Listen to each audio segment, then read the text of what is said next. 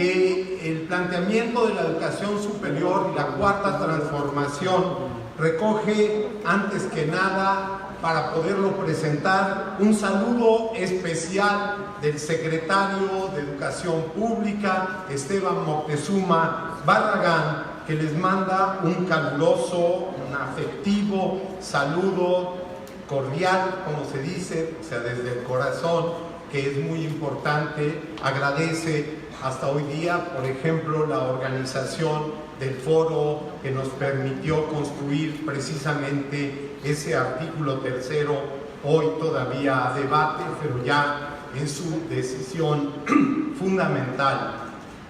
Sin duda, este empeño, digamos, de todos ustedes en términos de la construcción de un sentido de universidad, hoy se encuentra aquí presente.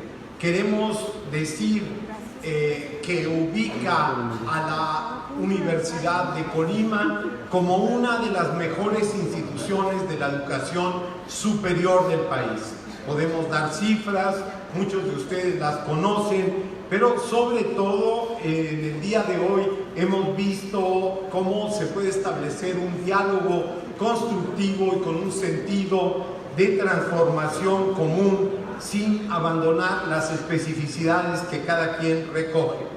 Sin duda, este empeño se nutre en la mejor tradición progresista colimense, que en 1940 motivó la creación de la Universidad Popular de Colima durante el gobierno del presidente Lázaro Cárdenas, y en esa época un sector muy importante del magisterio también creó la Liga de Educadores Socialistas Colimenses, cuyo manifiesto reivindicaba desde aquella época la lucha por los derechos humanos y la igualdad entre la mujer y el hombre, enarbolando el lema por la emancipación de la humanidad. Y es que eso es la universidad, nuestro sentido profundo de universidad posible es en esa, digamos, universalidad que se expresa en la humanidad. ¿Cómo entonces el país hoy vive intensos procesos de transformación de la vida social, económica, cultural y educativa, acelerados a partir del triunfo electoral, la etapa de transición y el arranque de la gestión del presidente de México, Andrés Manuel López Obrador? Desde julio de 2018 nos encontramos no solo frente a un cambio de gobierno, sino que estamos inmersos en una profunda transformación política, social y económica que nos concierne e involucra a todas las mexicanas y a todos los mexicanos.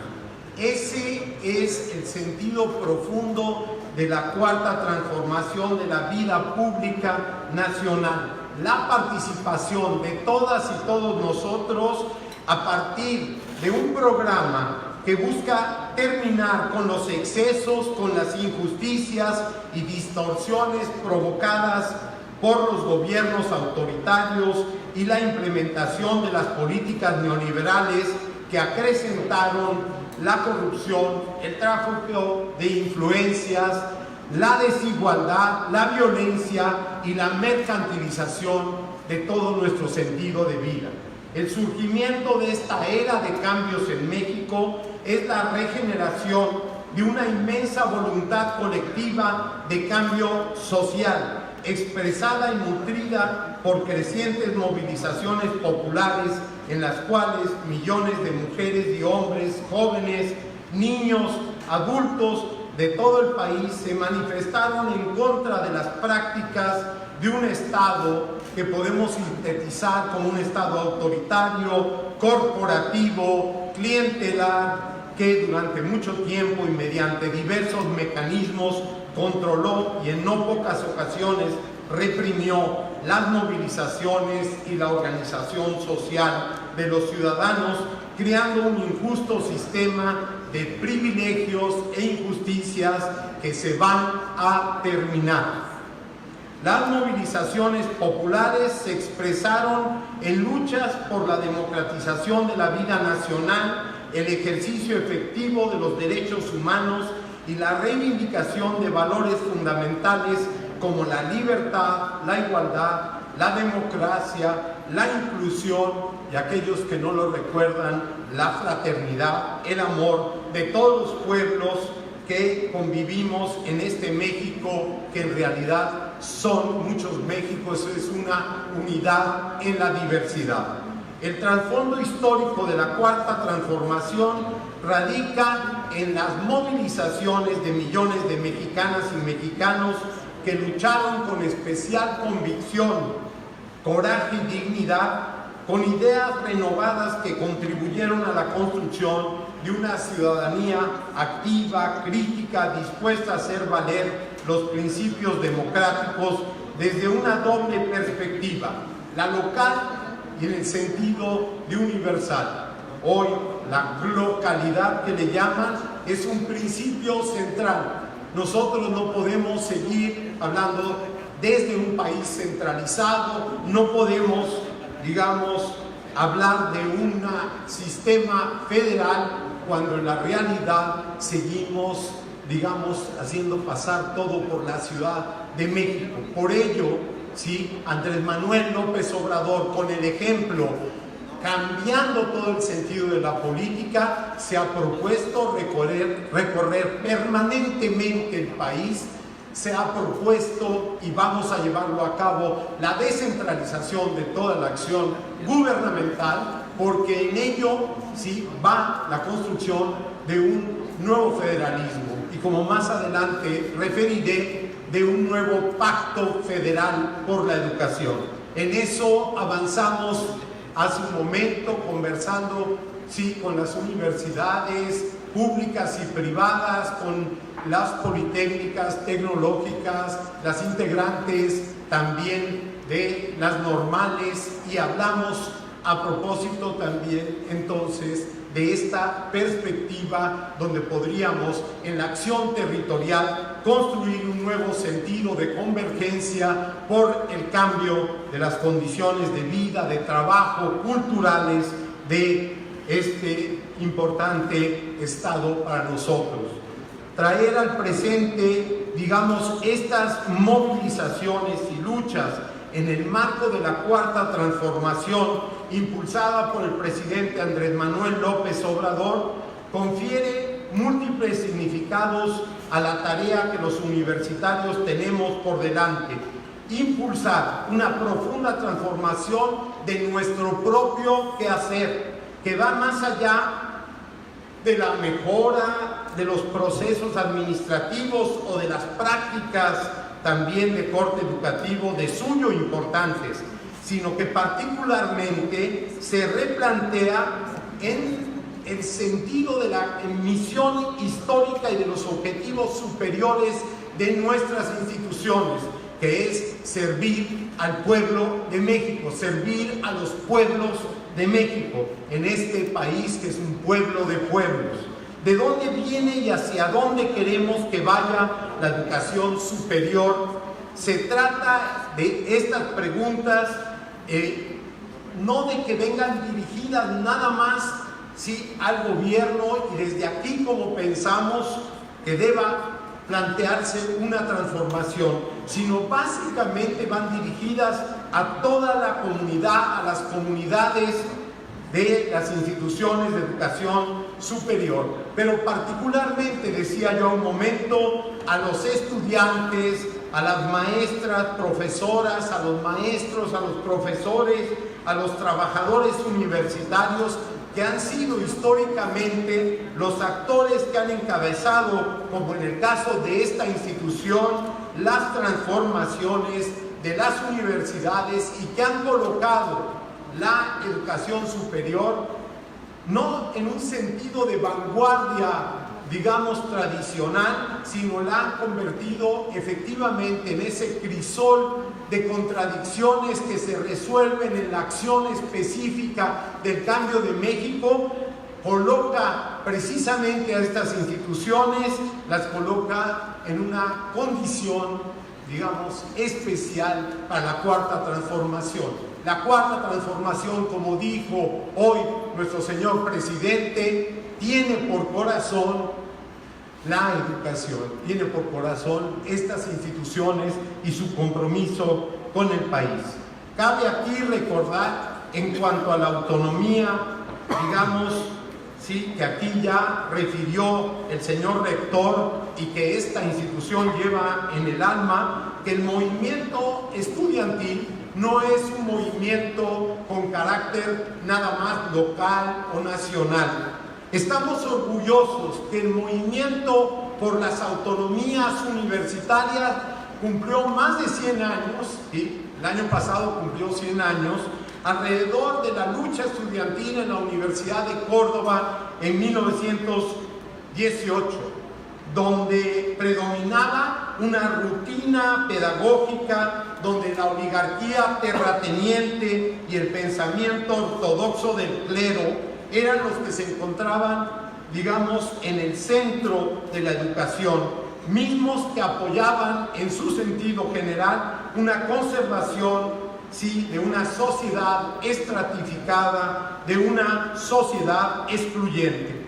La reforma universitaria planteó temas con proyección continental y mundial, podríamos decir, en la que participaron los obreros, la población no inscrita formalmente en las universidades, porque encontraron en la denuncia de los estudiantes sobre el atraso científico, esto es, sobre el contenido de la educación, el carácter arcaico y elitista del sistema de gobierno en general y en particular de la universidad.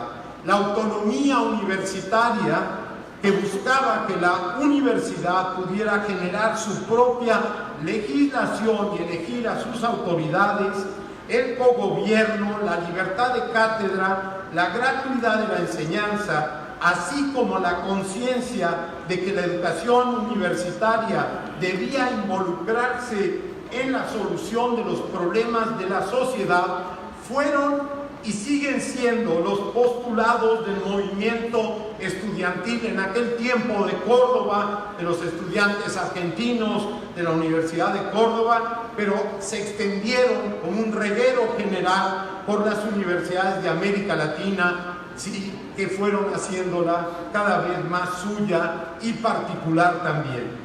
100 años después, y entonces estamos ligando la lógica de la cuarta transformación, eso, que es una cuarta, que hubo 3 que la antecedieron, pero también estamos planteando que la revolución de independencia fue, en cierto sentido, una revolución mundial y que siguió dándose como una revolución anticolonial, que siguió dándose en términos de la libertad en diversos países, pero arrancó con las guerras de independencia, que la reforma y particularmente la distinción de la separación del Estado de la Iglesia y la construcción de un país de libertades permitió construir en general un sentido de pertenencia desde la ciudadanía, pero que la Revolución Mexicana de 1917 colocó en el artículo 3 el sentido fundamental de democracia que deberíamos desplegar y le dio a la educación un papel central en la transformación del país.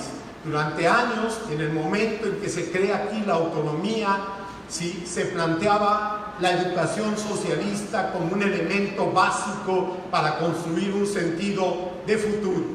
Pero ahí, en ese artículo 3 también, y en otros artículos de la Constitución, estaba planteado el propio límite de esta transformación.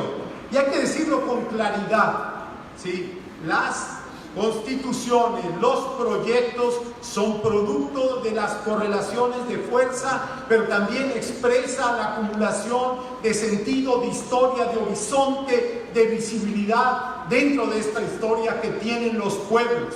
Y básicamente la Constitución de 1917 siembra elementos corporativos que en el momento del reflujo de la revolución se tradujeron en estructuras corporativas autoritarias, y no crean que es historia. Hoy, en el debate que tenemos sobre el artículo 3, el punto central a debate por izquierda y por derecha sigue siendo alrededor del corporativismo, de las prebendas, del sentido prebendal y patrimonial que se quiere tener sobre el control de las plazas, por ejemplo, o que se quiere tener efectivamente de la incursión en elementos que transgreden y que agrupan en términos negativos en torno al Estado. Andrés Manuel López Obrador ha dicho: no más de eso, no más clientelismo, transparencia total en el ejercicio de los recursos. Y esto significa una ruptura con el régimen político imperante. Eso significa que el cascarón político autoritario que permitió un neoliberalismo brutal en México se ha terminado. Algunos se burlan de dar por decreto el fin del neoliberalismo, pero es la acción política, esto es la acción concertada de los individuos y de las comunidades la que permite la transformación de los regímenes políticos. Tenemos que convertir esta transformación en algo que el neoliberalismo sigue todavía enseñoreado en nuestras mentes, en nuestra forma de entender el mundo, donde creen que todo puede ser comprado o todo se vende. No, señor. La educación, y este es un principio básico que voy a recuperar más adelante, tiene que ver esencialmente, con un sentido de recuperación de la libertad en el ámbito más importante para nosotros, que es el ejercicio de la libertad de cátedra, pero sobre todo el compromiso con la sociedad. Este es un punto que nos parece a nosotros central. Hay que decirlo, 1968 significó el anuncio central de lo que hoy vivimos. La transformación universitaria cobró entonces una dimensión que no solamente fue nacional, sino también planetaria, como nuestras otras transformaciones. La reforma estuvo ligada a una de las guerras mundiales más importantes que definió la resolución, democrática del conjunto de Europa. Esa repercusión tuvo la derrota, de los gobiernos, apoyados por la intervención, pero también la Revolución Mexicana fue más que nunca una revolución mundial. No solamente por el antecedente, por la contemporaneidad que tuvo con otras revoluciones, sino también por lo que expresó en términos de su propio proyecto de transformación. Hay que decirlo que en México la movilización popular encabezada por los estudiantes profundizó la lucha por la democratización del país. Hay que rendir homenaje a 1968 para entender esta cuarta transformación. La crisis de las universidades mexicanas condujo a los jóvenes a movilizarse y a salir a las calles a demandar mayores espacios en las instituciones de educación superior y a exigir que el acceso a estas dejara de ser para una élite, que la enseñanza, los planes de estudio, las instalaciones y los modelos educativos dejaran de ser precarios. Sobre todo, se exigió la democratización de nuestras instituciones. A finales de la década de los 60 en México se constituyó una gran rebelión social en contra de las instituciones que sustentaban un régimen corporativo, autoritario y clientelar, que tenía por centro el patrimonialismo, que representa su base política. Luchar hoy contra la corrupción es luchar básicamente contra el patrimonialismo, que es columna vertebral de un régimen político que queremos cambiar. El movimiento estudiantil, hay que decirlo con Enrique Semo, es un movimiento por la democracia inscrito en un contexto mundial de rebelión civil. Esas son las dimensiones de los cambios de mentalidad. Refieren fundamentalmente a una dinámica de transformación general. Hoy, esta cuarta transformación más allá del momento coyuntural de lo que ocurre en América Latina, en Estados Unidos o en el mundo, representa un adelanto fundamental de la búsqueda de un cambio a nivel mundial. Pero hay que decirlo, y aquí hay que citarlo con todas sus letras, otro acontecimiento de profundo significado constitutivo del cambio de hoy fue el levantamiento del Ejército Zapatista de Liberación Nacional el 1 de enero de 1994, que cuestionó radicalmente la construcción de un México moderno al margen de los pueblos originarios, de los pueblos indígenas a los que se les había ofrecido en realidad, sí, más que otra cosa, el despojo de sus tierras y asimilación a la modernidad o su extinción.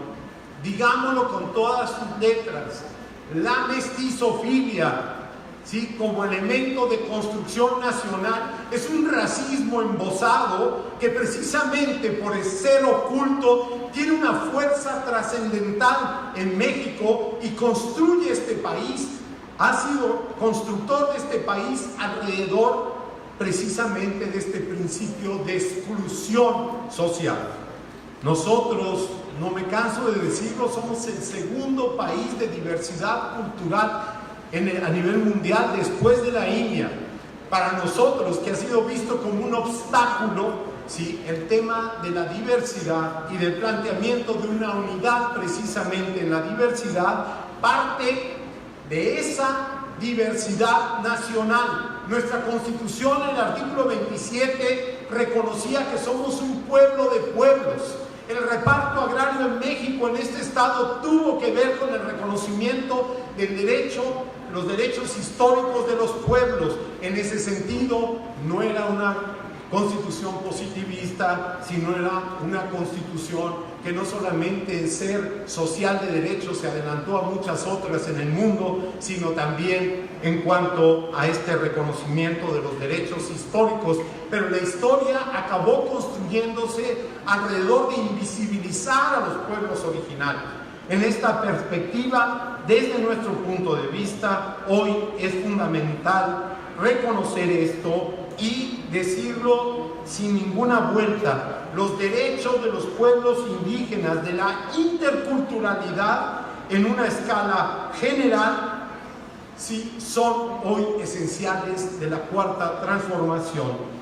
Ese artículo tercero, en 2 párrafos, habla directamente de la concepción de interculturalidad hacia los pueblos originarios, del reconocimiento de su especificidad, pero también para el conjunto de nuestro país. Podemos plantearnos, y con esto hablo del último acontecimiento que nos construyó en esta cuarta transformación, de este papel fundamental de la historia, que tiene que ver, y desde una universidad, desde una institución de educación superior, pero desde este país, tiene que ver con aquello que significó la desaparición de 43 normalistas de la Escuela Normal Rural de Ayotzinapa, Raúl Isidro Burgos, que marcó un definitivo punto de ruptura de la sociedad con el Estado corporativo y autoritario, pero sobre todo con la cultura neoliberal de que no podíamos más que normalizar la violencia, interiorizarla, darle la vuelta hasta que nos llegaba a nuestras casas, hasta que nos llegaban a nuestros cuerpos, hasta que lo plantearon. Y lo decimos aquí porque es fundamental. Vivos se los llevaron y vivos los queremos a nuestros 43, como a otros miles de jóvenes. Pero ¿por qué hablar de los 43? Porque básicamente fue el momento que este país volvió a decir basta, como un acontecimiento que detuvo en el tiempo la historia del país y nos llevó efectivamente a una reflexión. Sin esta lucha tampoco estaríamos aquí. Eso es lo que nos compone la cuarta transformación. No solamente el proyecto de futuro, sino nos compone nuestra propia historia, nuestra propia acción, nuestro propio horizonte de visibilidad construido desde la sangre y la acción colectiva. Eso es lo que nos construye efectivamente en torno a una cuarta transformación en el hacer y no solamente en el decir. ¿Por qué podríamos decir, a la luz de estas luchas y movimientos con base popular, planteamos que la cuarta transformación tiene sentido en esas reivindicaciones que privilegian, hay que decirlo, lo nacional popular sobre lo estatal nacional? ¿Y qué quiere decir esto? Y no es revoltura de términos, sino lo nacional popular. Hay que decir, este país se ha construido a golpes desde lo popular, desde las movilizaciones, desde una historia donde las mujeres y los hombres hemos sido los que hemos construido este país, arrebatado una y otra vez desde el poder. Hoy lo que tenemos que hacer es precisamente tomarnos esa historia en nuestras manos, y estamos convencidos que para el México de hoy sí tiene un papel fundamental la transformación desde lo que llamamos la revolución de las conciencias, y esta revolución de las conciencias tiene por sede las instituciones de educación superior.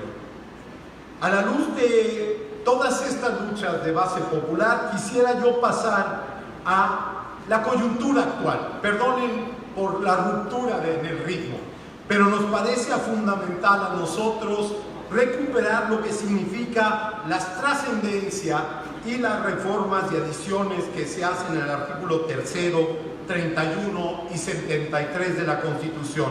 Agradezco al señor rector haberlas puesto ya sobre la mesa de la discusión. Me parece que hizo una síntesis que para nosotros recoge muchos de estos elementos, pero quisiéramos trazar aquí con ustedes en una perspectiva sobre la educación las modalidades que van a permitir, en un respeto irrestricto de la dignidad de las personas, recuperar un sentido de la educación en cuanto a derecho humano y de igualdad sustantiva, de lo que significa dar prioridad entonces a la equidad como principio para que el Estado despliegue medidas que favorezcan el ejercicio pleno del derecho y de la educación de todas las personas y combatan a su vez las desigualdades socioeconómicas, regionales y de género en el acceso, tránsito y permanencia en las instituciones educativas.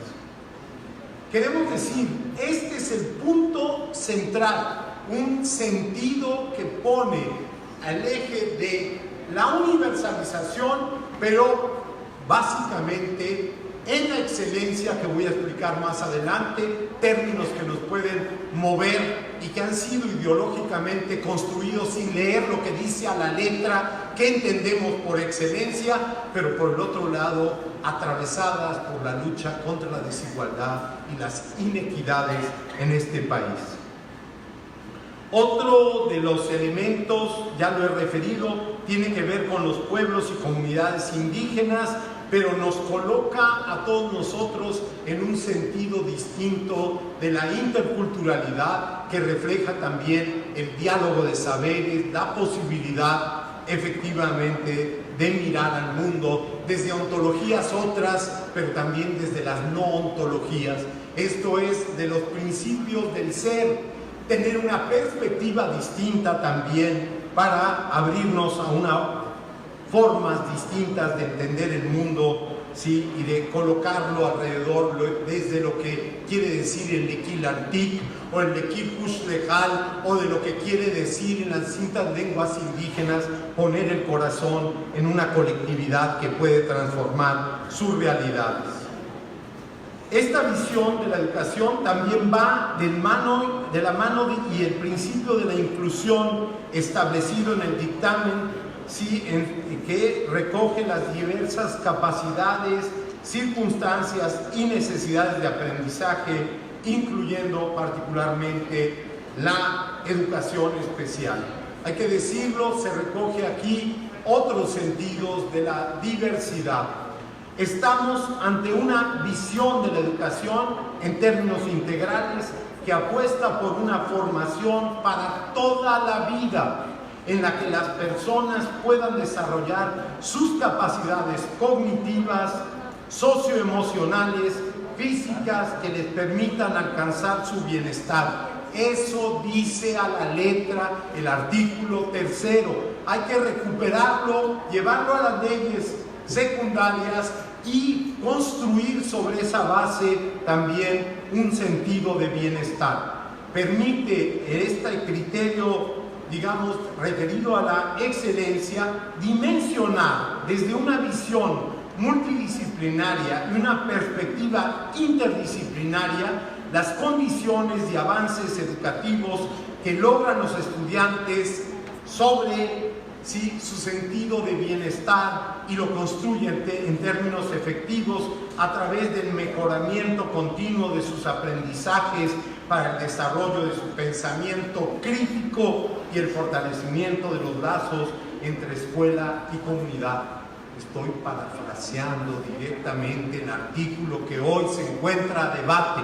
Y quiero decirles que ese dictamen aprobado en primera instancia en lo general incluye la obligación del Estado para garantizar la educación superior y establece la gratuidad, y en ello asignar los recursos presupuestales necesarios para lograr de manera gradual. También establece esa gradualidad, y está ya el plan para plantearlo hacia las leyes secundarias del costo efectivo, de la gradualidad que proponemos, de los subsistemas que pensamos que deben de ser los que obtengan la gratuidad sobre el reconocimiento de lo que esto significa para dárselo a las instituciones de educación superior, que deberían hacerlo. Entonces no es una gradualidad para todos y en conjunto llegará a ser para todos, pero tiene que ser básicamente desde perspectivas particulares que recojan un sentido de transformación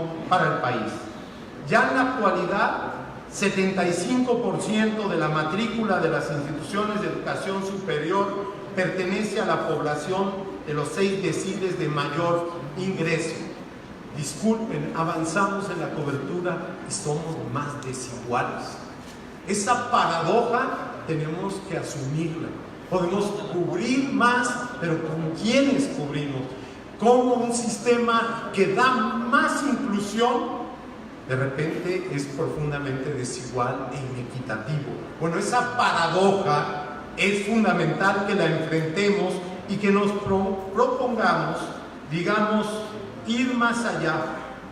Y este más allá es no solamente el 42% de Colima frente al 38.4% de la media nacional. Es cómo en Colima nos podemos proponer transformar la educación y convertir a este estado, que ya es una potencia educativa, efectivamente en una potencia de la igualdad y de la equidad. Para eso tenemos que atender básicamente perspectiva de género, recoger o hacer que sean visibles los pueblos originarios.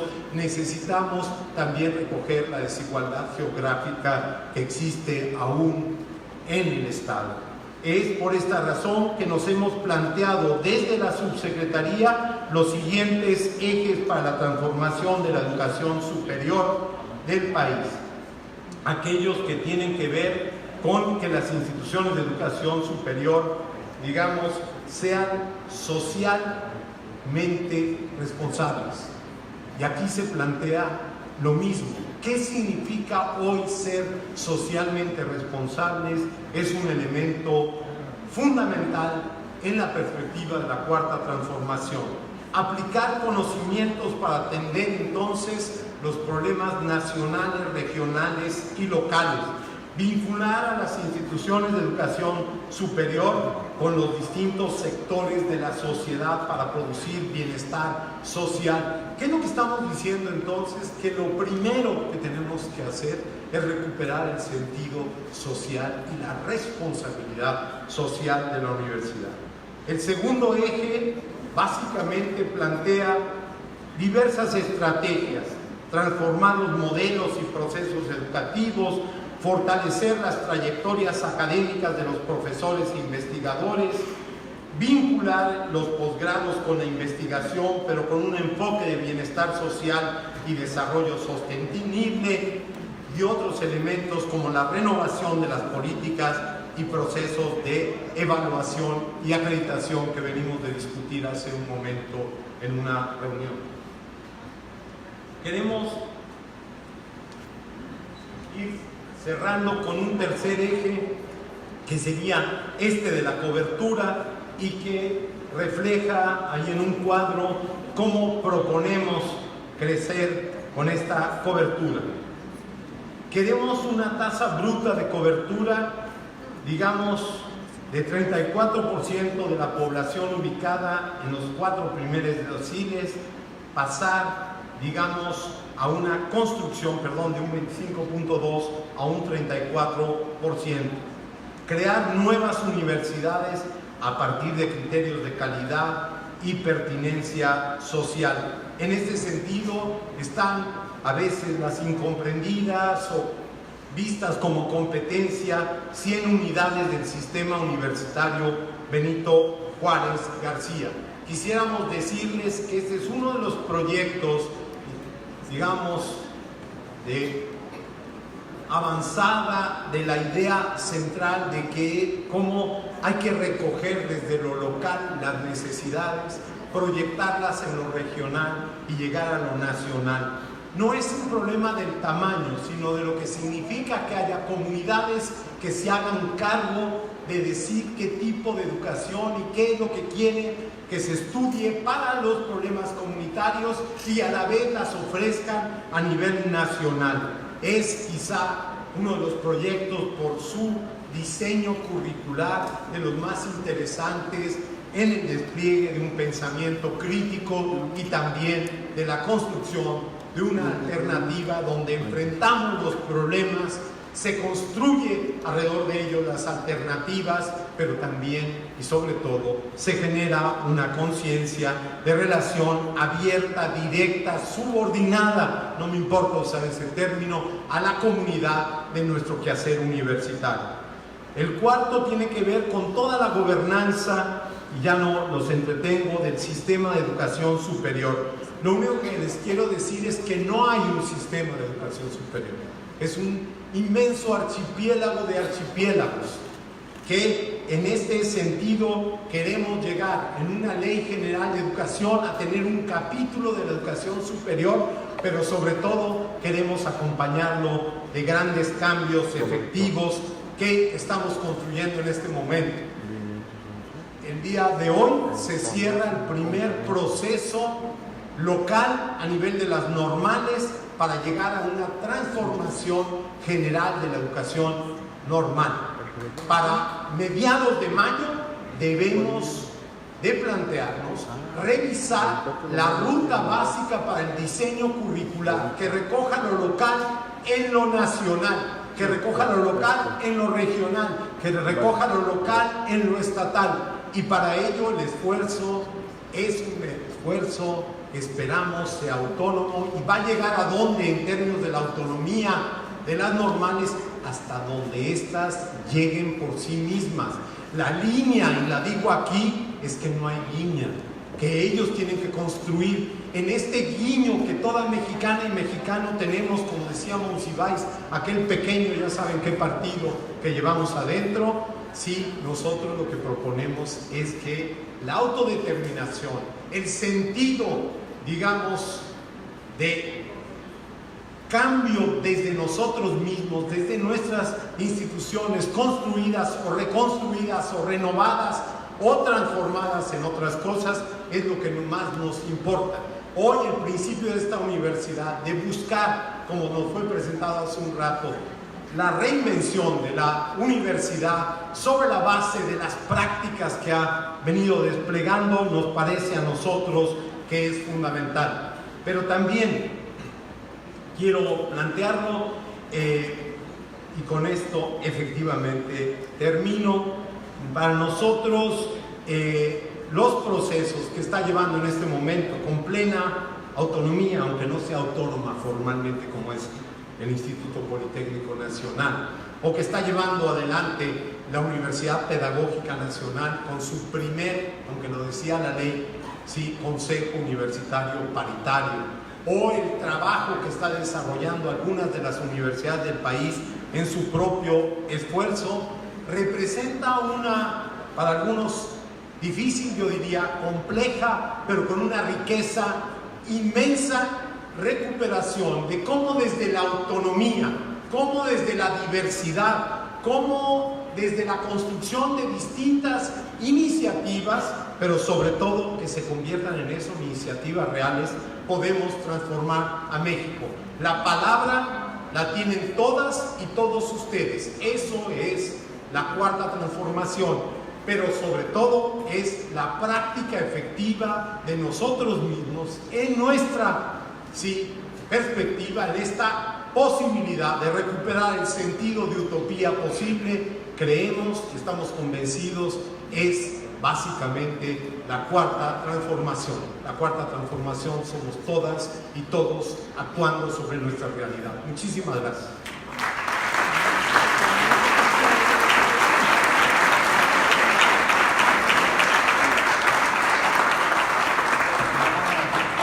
Muchas gracias, doctor Luciano Concheiro, por su conferencia. Vamos a invitar a las autoridades a que suban nuevamente al presidium.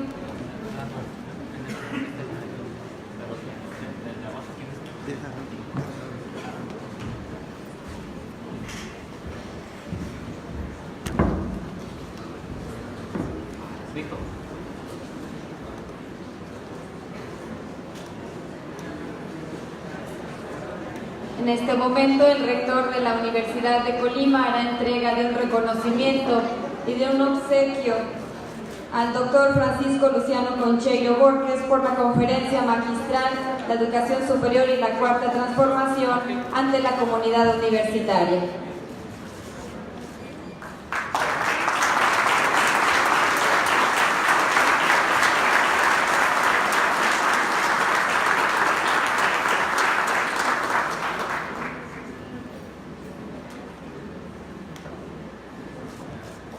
Se le entrega también un obsequio. Y muchas gracias, doctor Luciano Concheiro, por haber impartido esta conferencia, La Educación Superior y la Cuarta Transformación.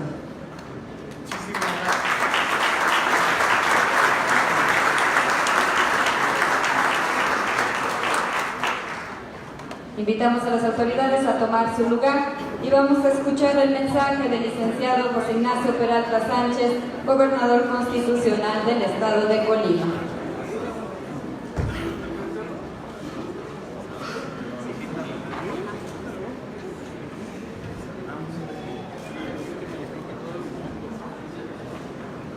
Muchas gracias, muy buenas tardes. Saludo con mucho gusto a todo el auditorio, de manera muy especial al subsecretario de Educación Superior de la Secretaría de Educación Pública del Gobierno de México, el doctor Francisco Luciano Concheiro Borges, al maestro José Eduardo Hernández Nava, rector de la Universidad de Colima, y al maestro Jaime Flores Merlo, secretario de Educación. A toda la audiencia, de manera muy especial a los señores rectores que aquí nos acompañan y a los sectores que forman parte muy importante de la comunidad universitaria.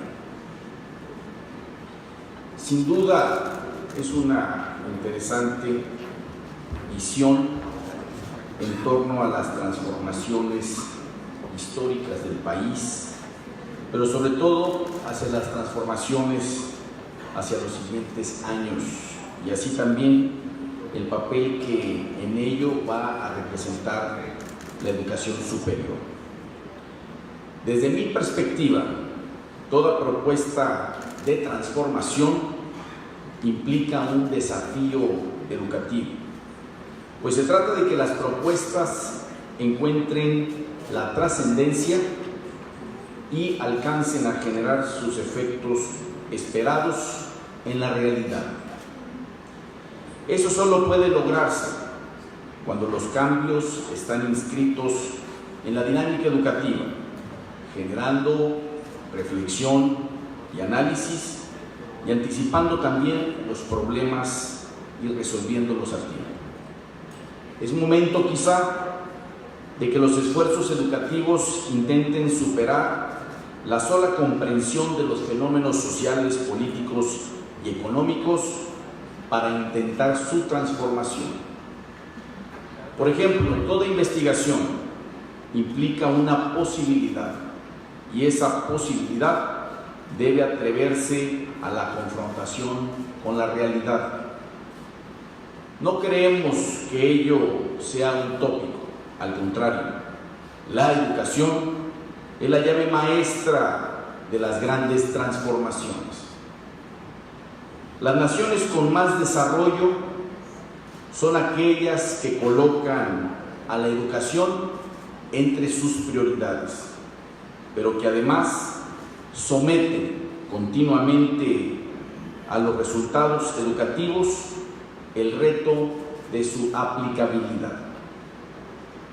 Cada vez más se exige que los egresados del nivel educativo superior sean transformadores y no solamente profesionistas, es decir, promotores de los cambios colectivos y no solo agentes del cambio individual. Por nuestra parte, desde el Gobierno del Estado, nos mantendremos atentos a brindar nuestra colaboración para que todo esfuerzo dirigido a la educación resulte exitoso hoy y siempre. Finalmente, deseo manifestarle, señor subsecretario, nuestra plena disposición de continuar trabajando de manera colaborativa en beneficio de los colimenses y los mexicanos en general, en el marco de un irrestricto respeto y de estrecha comunicación, reconociendo a la educación superior como el motor transformador de movilidad social y bienestar que reclaman los ciudadanos. Le pido atentamente sea el amable conducto para hacerle llegar al maestro Esteban Moctezuma Barragán, secretario de Educación Pública del Gobierno de México, un atento y fraternal saludo de la sociedad colimense. Muchas gracias.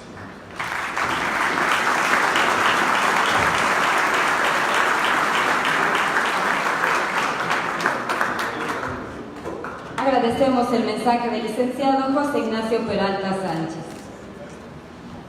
Antes de concluir el evento, vamos a invitar a nuestras autoridades nos acompañen nuevamente en la primera fila para tomar la fotografía oficial del evento. Invitamos también a todos ustedes, todos y todas, nos acompañen de pie para hacer esta toma de la fotografía.